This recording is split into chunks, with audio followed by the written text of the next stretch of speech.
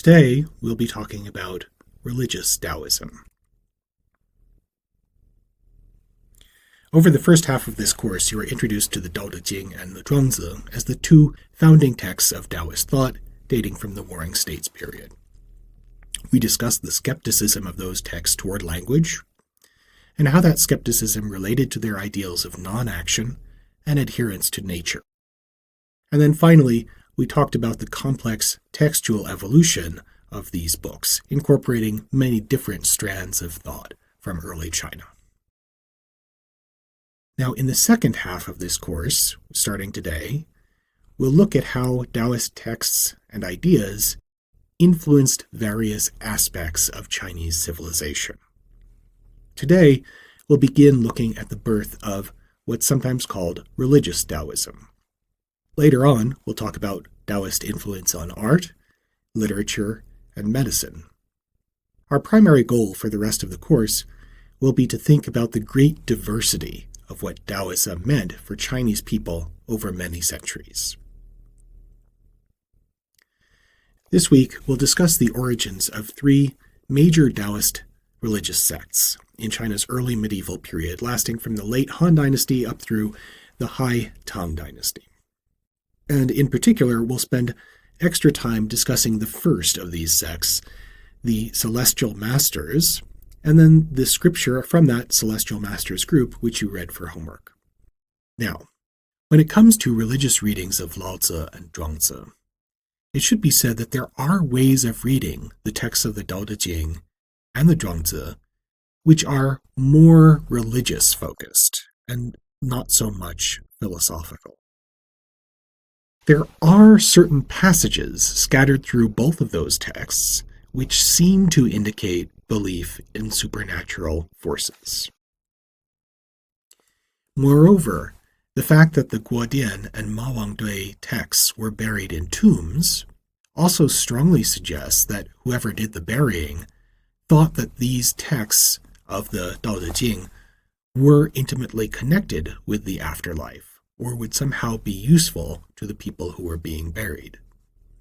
Of course, there is still no proof that there was any religious community built around the Tao Te Ching or the Zhuangzi in the Warring States period.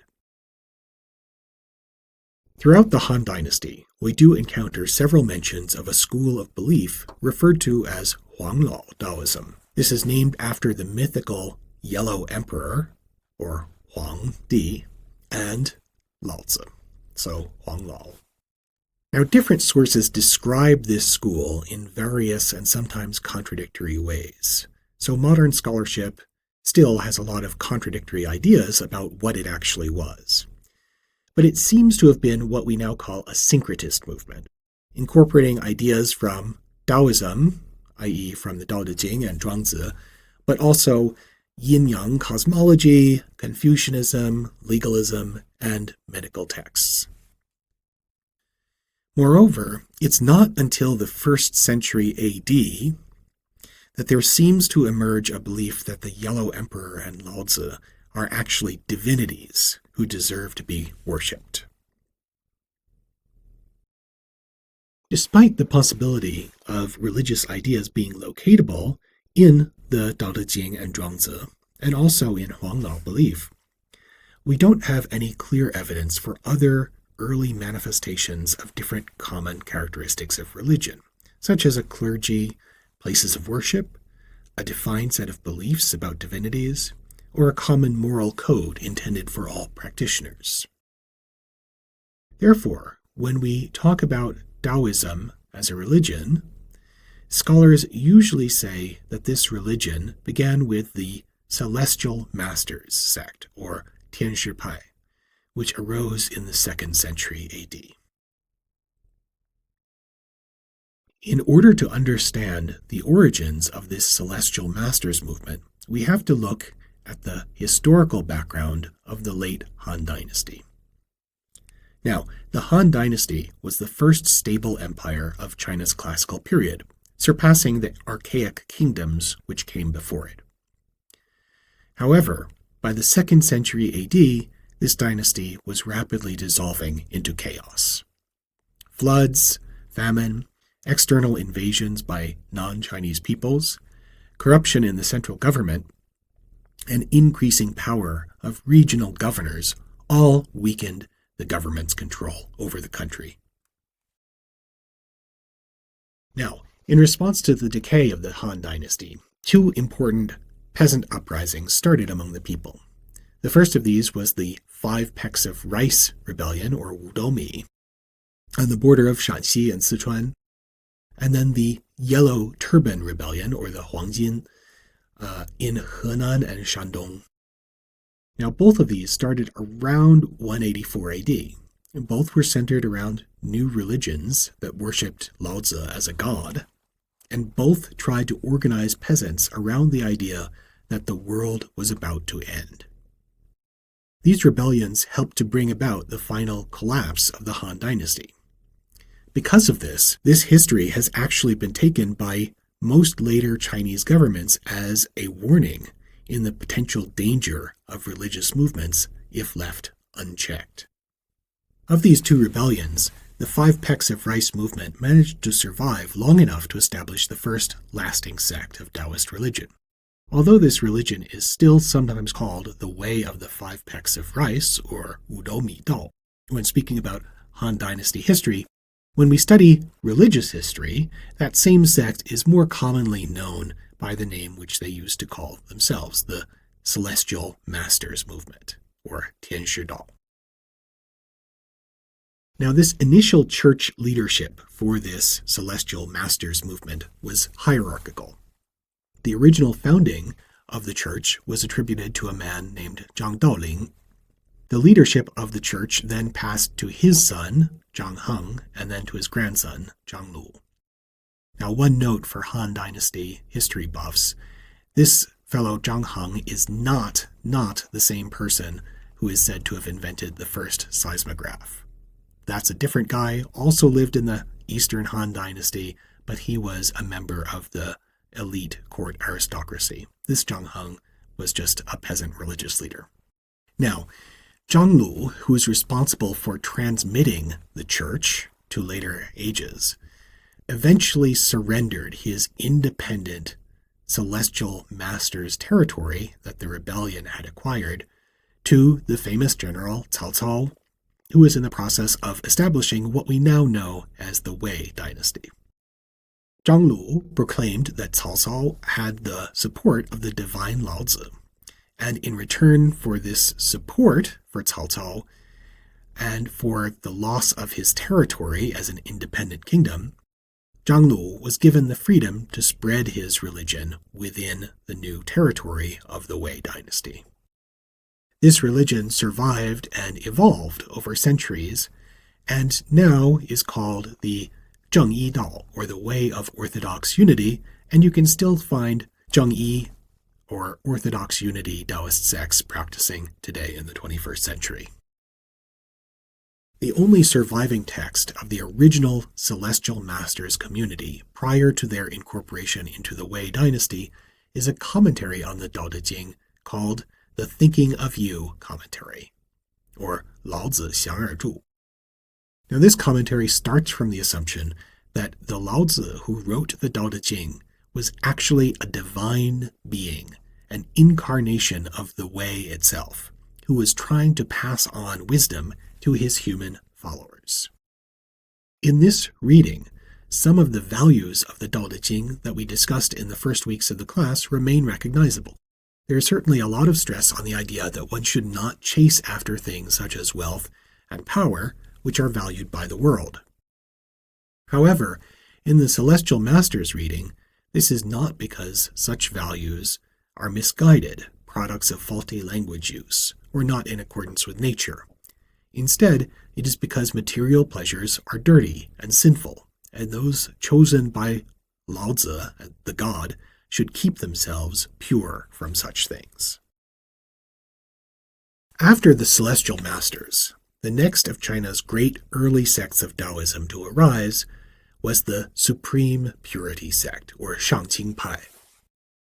This was founded by a man named Yang Xi in the late 4th century, who claimed to be receiving revelations from the ghost of a famous devout Taoist woman from the Celestial Masters group named Wei Huacun.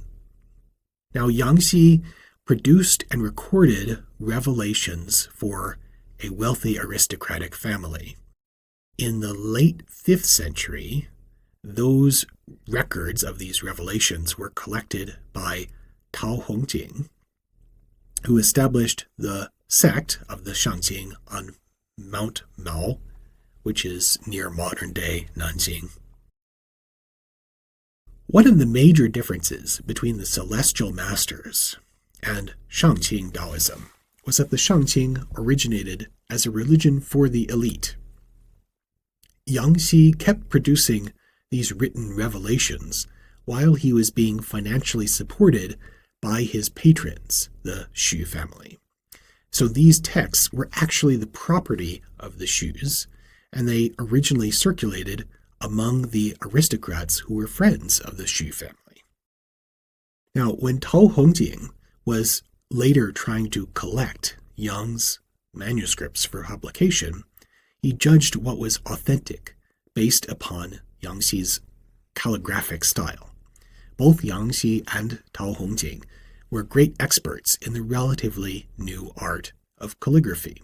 And to the left, you can see examples of a rubbing from an old stone stele, which was once attributed to Tao Hongjing, and may actually have been written by him originally.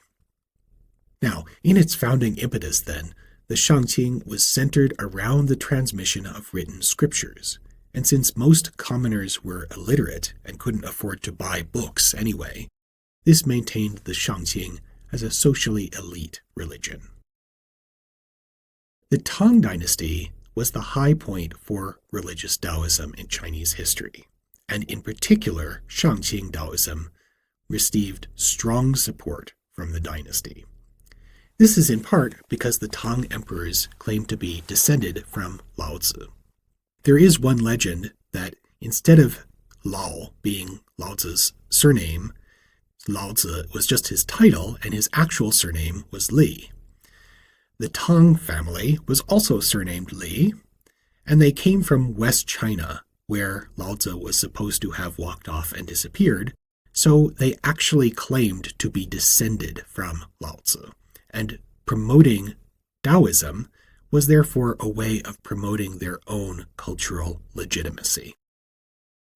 Also, in addition, the hierarchical nature of Shangqing Taoism as a religion for elites was well suited to a hierarchical imperial court, such as the Tang.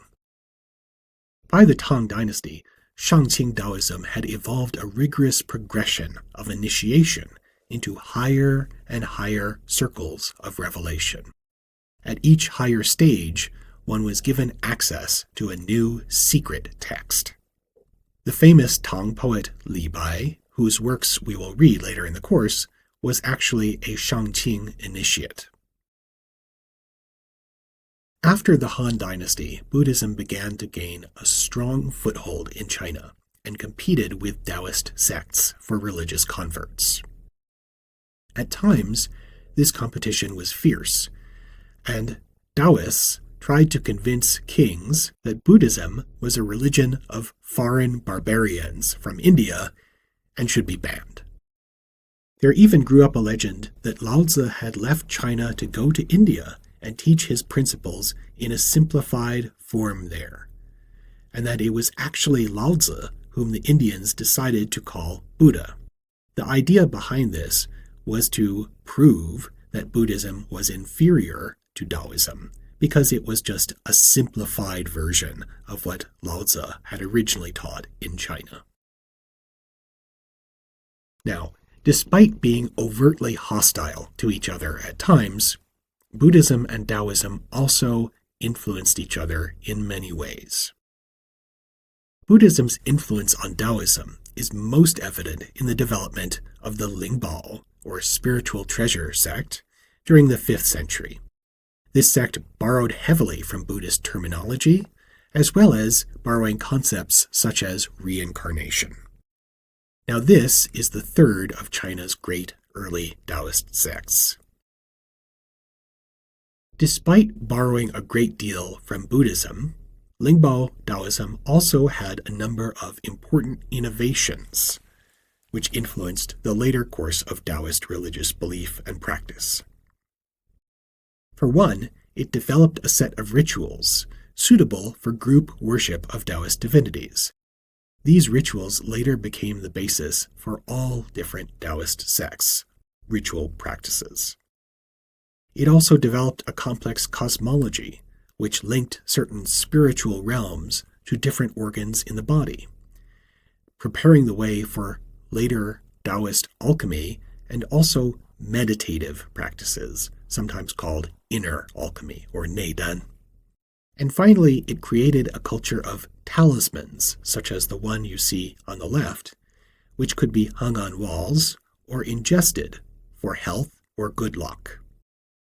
For those of you who don't read Chinese, although there are some Chinese words on the right side of that image, the main block is just a lot of gibberish, squiggles. It isn't real Chinese words, but it's intended to look like a mystical version of Chinese words to be read by the gods alone.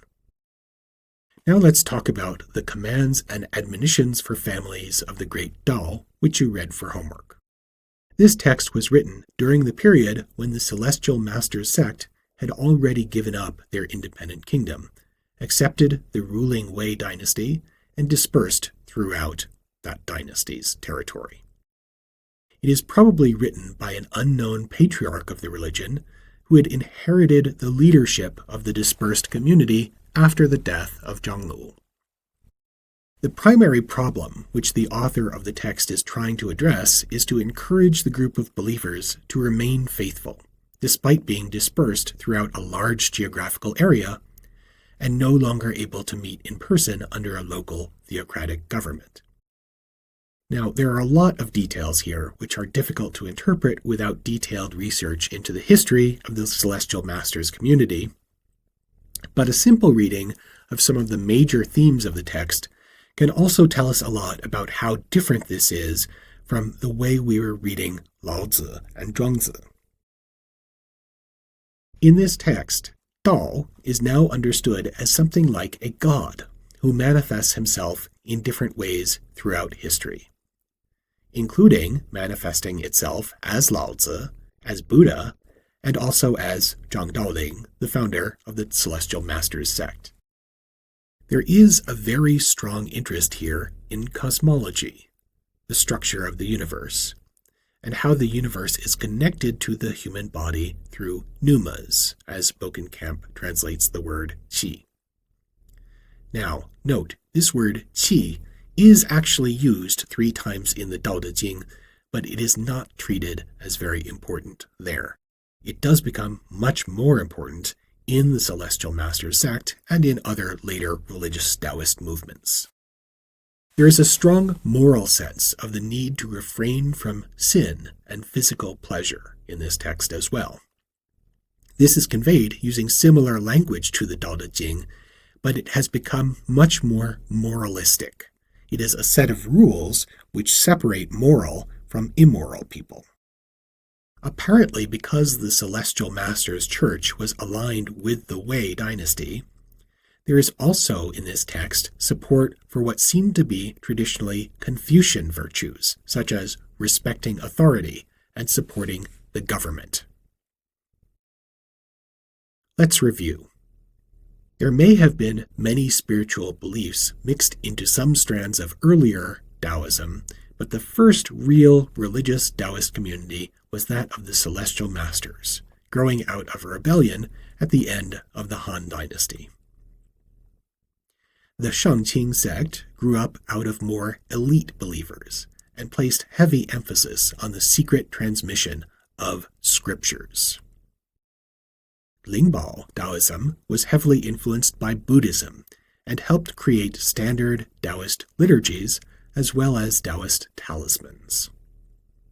And the Commands and Admonitions, a text of the Celestial Masters community during the Wei dynasty, reflects the ways in which the message of Lao Tzu and Zhuangzi had been changed to fit the needs of a new religion.